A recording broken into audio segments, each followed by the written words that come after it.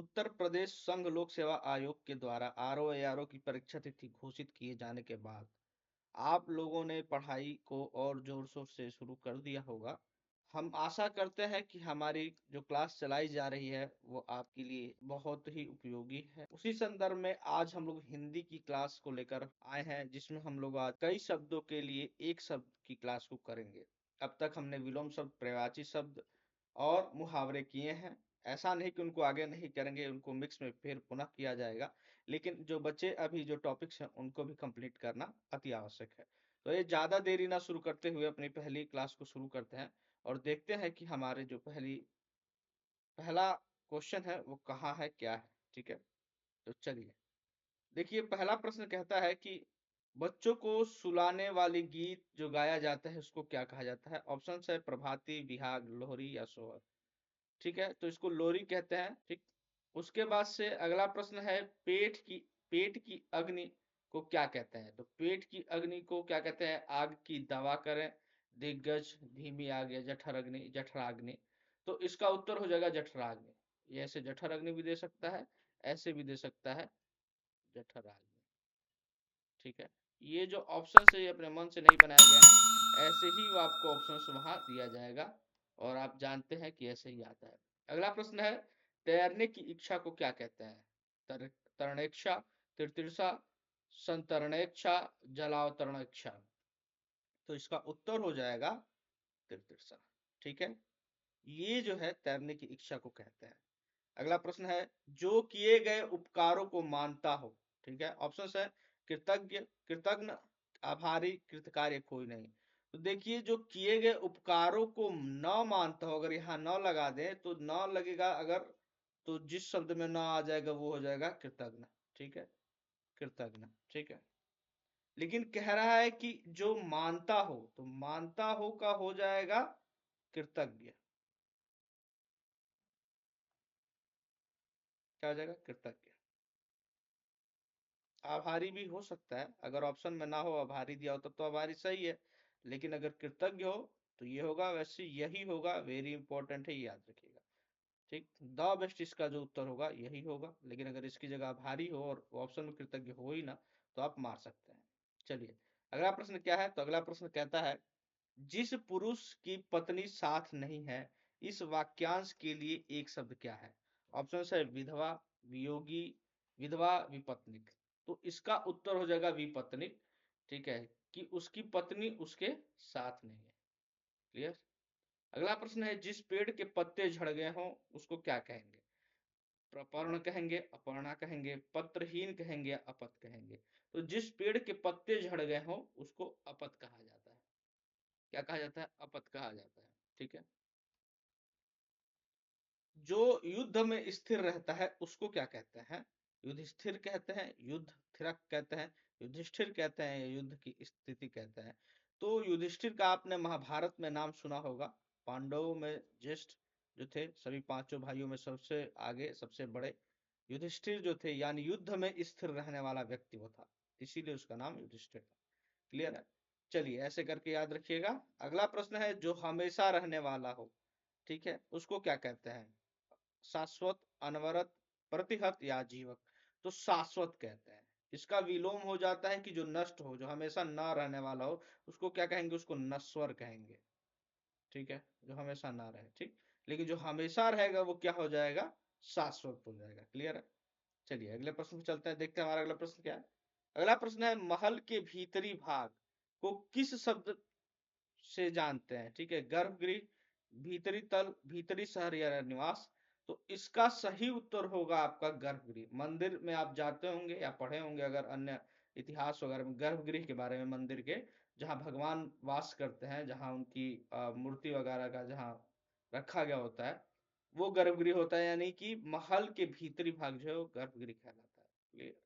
अगला प्रश्न है जो स्त्री सूर्य कभी सूर्य भी ना देख सके, इस वाक्यांश के लिए एक शब्द क्या है। असूर्य दर्शना, अदृश्य, अस्पृश्यता, असूर्यपश्य। तो ये असूर्यपश्य है। ठीक है, जो स्त्री कभी सूर्य भी ना देख सके उसको क्या कहा जाता है, असूर्यपश्य कहा जाता है। कैसे वो नहीं देख पाएगी वो भी हम समझाएंगे आगे। क्लियर है। अगला प्रश्न है पति युक्त स्त्री को एक शब्द में क्या कहते हैं? ठीक है, दंपत्ति, जोड़ी, सधवा या पत्नी, पति पत्नी। दंपत्ति तो वही हो गया, आपको भी पता है, कपल। सधवा कहते हैं जो पति युक्त से जिसका पति जीवित है, जो पति के साथ जो स्त्री रह रही है वो सधवा है। ठीक है, क्लियर, ओके। अगला प्रश्न, झगड़ा लगाने वाला मनुष्य के लिए एक शब्द। जयचंद, शगुन, विभीषण, नारद। तो नारद आपको ही पता है, आपने धार्मिक लोक कथाएं जो सुनी होंगी उसमें इनके बारे में कई कथाएं प्रचलित है कि कैसे जाकर झगड़ा लगाते हैं। अगला प्रश्न है, बहुत सी भाषाओं को जानने वालों के लिए एक शब्द। बहुभाषी, दुभाषिया, बहुभाषिया या बहुभाषी। तो इसका उत्तर है बहुभाषी। ये एक और दो एक ही रिपीट किया गया है, बहुभाषी। ठीक है, जिसे जानने की इच्छा है के लिए एक शब्द। ज्ञान की तलाश, जिज्ञासु, जिगुसु या जिजीविषु। तो जिज्ञासु जो होता है, जिस व्यक्ति को जानने की इच्छा हो उसको जिज्ञासु कहा जाता है। ठीक है, अगले पेज पर चलते हैं, देखते हैं हमारा अगला पेज क्या है। हमारा अगला प्रश्न है, जो पहले था पर अब नहीं है के लिए एक शब्द। ऑप्शन से पूर्वज, अत्यंज, अतीत या अनागत। इसका उत्तर हो जाएगा पूर्वज। आपने कहा होगा कि हमारे पूर्वजों ने, आपने सुना होगा, आप कहते भी होंगे हमारे पूर्वजों ने ऐसे किया, हमारे पूर्वजों ने, यानी जो पहले तो थे लेकिन अब नहीं है, उनके लिए एक शब्द क्या है? पूर्वज। ठीक है, अगला प्रश्न, जो कठिनाई से मिलता है के लिए एक शब्द। जो कठिनाई से मिले तो दुर्लभ है। भाई कठिनाई से, बहुत कठिनाई से मिल रहा है, आपकी नौकरी बहुत कठिनाई से मिलेगी, आप आर में सिलेक्शन पाएंगे बहुत कठिनाई से पाएंगे, दुर्लभ है। कितने लाख लोगों ने भरा है? 10 लाख से ज्यादा लोगों ने फॉर्म भरा है, और आप कितनी सीट है? 411 के आसपास सीट है। यानी कि 10 लाख बच्चे जिन्होंने फॉर्म, 411 सीट है और फॉर्म भरा गया 10 लाख प्लस, है ना? ठीक, कितना दुर्लभ नौकरी है ना, एकदम कितनी दुर्लभ नौकरी है, आप लोग मन लगाकर पढ़िए, एक सीट आपकी है। अगला प्रश्न है, जो कठिनाई से समझने योग्य है के लिए एक शब्द। अगम, जटिल, हानि या दुर्गम। तो देखिए, जो कठिनाई से जो समझने योग्य है वो होगा क्या? जटिल होगा एकदम। ठीक है, क्या होगा? जटिल।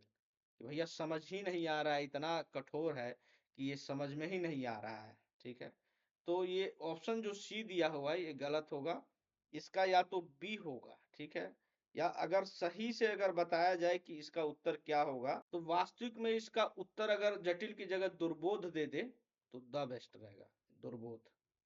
क्लियर, दुर्बोध ना दे, जटिल दे, तो बी इसका राइट आंसर होगा। अगला प्रश्न कहता है, जो पृथ्वी से संबंध रखता है, पृथ्वी से संबंध है, उसको क्या कहते हैं? ऑप्शन से पृथा, लौकिक, भूगोलीय, पार्थिव। पार्थिव, पार्थिव, पृथ्वी शब्द से ही बना है पार्थिव, आपने सुना होगा, मृत्यु के बाद जब शरीर को ले जाते हैं तो उसको पार्थिव शरीर कहा जाता है। ठीक है, अगला प्रश्न है, अपना उद्देश्य पूर्ण होने पर संतुष्ट ऐसा व्यक्ति को क्या कहेंगे? जिसको अपना पूर्ण हो चुका है, उद्देश्य पूर्ण होने के बाद वो व्यक्ति जो है संतुष्ट है। ऑप्शन है चिर प्रसन्न, आभारी। आभारी ये 2 बार हो चुका है, और उसके से संतुष्ट। तो देखिए, संतुष्ट तो नहीं होगा, आप भी जानते हैं, है ना? ये एक आभारी, ये गलत हो गया, यहाँ आंसर गलत दिया हुआ, इसका सी नहीं होगा, हम इसका आपको उत्तर बताते हैं। इसका उत्तर है कृतार्थ। यहाँ अगर कृतार्थ लिखा होता, कृतार्थ। ठीक है, कृतार्थ, यानी कि सी इसका राइट आंसर है। ओके, अगला प्रश्न है, नियम विरुद्ध असामाजिक कार्य करने वालों की जो सूची है, वालों की सूची के लिए एक शब्द क्या है? अपराध सूची, काली सूची, अवैध सूची या श्वेत सूची।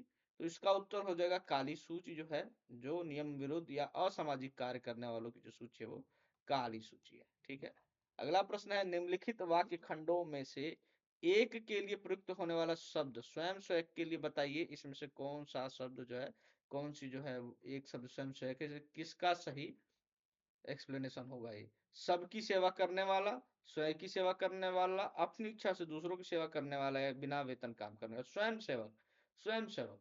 ठीक है, अपनी इच्छा से दूसरों की सेवा करने वालों को स्वयं सेवक कहते हैं, ध्यान रखिएगा। आरएसएस भी एक स्वयं सेवक संगठन है, आप भी जानते हैं, राष्ट्रीय स्वयं सेवक संगठन। क्लियर, चलिए अगला प्रश्न है, गुरु के समीप रहकर शिक्षा पाना, ये के लिए एक शब्द क्या है? गुरुकुलवासी, छात्रावासी, अंतेवासी, आश्रमवासी। इसका उत्तर होगा अंतेवासी। अंतेवासी वो है जो गुरु के समीप रहकर शिक्षा प्राप्त करता हो। ठीक है, हमारा अगला प्रश्न है, उत्तराधिकार में प्राप्त संपत्ति के लिए एक शब्द कौन सा है? रिक्त, धरोहर, वसीयत, संदाय। तो इसका सही उत्तर होगा रिक्त। धरोहर तो वो है कि आपकी संपत्ति किसी और के पास धरी हुई है, रखी हुई है, धरोहर हो गया। वसीयत जब वो कानूनी रूप से आदेश हो जाए तो वसीयत हो जाए। लेकिन रिक्त जो है, उत्तराधिकार में प्राप्त संपत्ति को क्या कहा जाता है? तो रिक्त कहा जाता है। गिरा हुआ के लिए एक शब्द पतित, ये तो आप जानते होंगे, तो बहुत बेसिक है। चलिए अपने अगले प्रश्न पर चलते हैं। हमारा अगला प्रश्न क्या कहता है, समझते हैं। उपनिवेश से संबंध हो जिसका, उसके लिए एक शब्द क्या है? उपनिवेशिक, औपनिवेशिक, औपन्यासिक या उपनिवेशवाद। तो देखिए, औपनिवेशिक इसका उत्तर है। ठीक है, याद रखिएगा। ये उपनिवेश क्या है, जब आप समझेंगे राजनीति विज्ञान में तो जरूर समझेंगे। इनमें से एक के लिए प्रयोज्य शब्द असूर्यम पश्या, इसके लिए बताइए इसमें से कौन सा एक्सप्लेनेशन या किस अनेक शब्दों के लिए एक शब्द इसमें से जो है वो राइट है। आप बताइए। पहला है, वह स्थान जहाँ सूर्य दिखाई ना दे, वह स्थान जहाँ सूर्य की प्रखर प्रकाश बड़ा कष्टकारी होता है, वे प्राणी जो सूर्य का दर्शन न कर पाए, या रनिवास में कड़े पर्दों में रहने वाली स्त्री।